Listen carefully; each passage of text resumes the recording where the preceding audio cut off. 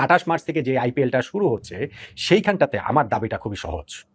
সরকারের যে নিষেধাজ্ঞা রয়েছে আইপিএল সম্প্রচারে, সেই নিষেধাজ্ঞাটা তুলে নেওয়া হোক।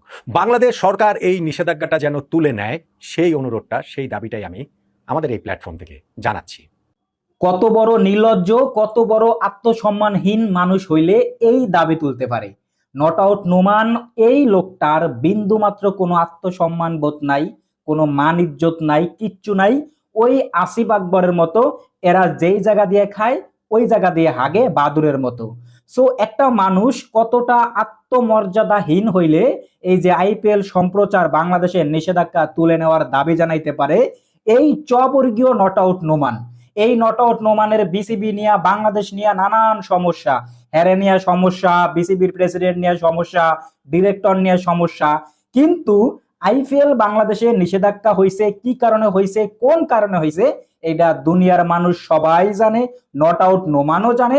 কিন্তু এরপরেও এই চবর্গীয় নট আউট নোমান আইপিএল নিষেধাজ্ঞা তুলে নেওয়ার দাবি জানায় কোন সাহস হইলে, কতটা আত্মমর্যাদাহীন মানুষ হইলে? ভাই তুমি তোমার কাজ করো, তুমি তো দালালি, বাটপারি, চাটুকারিতা ছাড়া কিছুই পারো না। তোমার এই সকল এই যে ন্যাশনাল ইস্যুতে তোমার নাক গলানো দরকার নাই, কারণ তুমি একটা জায়গায় পাইলে ওই জায়গায় যা চাটা শুরু করো। তুমি কোন জায়গায় হাওয়া এইদিকে ভালোই চলতে পারো। সো এইগুলা নিয়ে তোমার কথা বলার দরকার নাই। বাংলাদেশের মানুষের, বাংলাদেশের জনগণের, বাংলাদেশের যারা ক্রিকেট ফ্যান আছে তাকেও একটু হইলেও আত্মসম্মান বোধ আছে, যেটা তোমার নাই।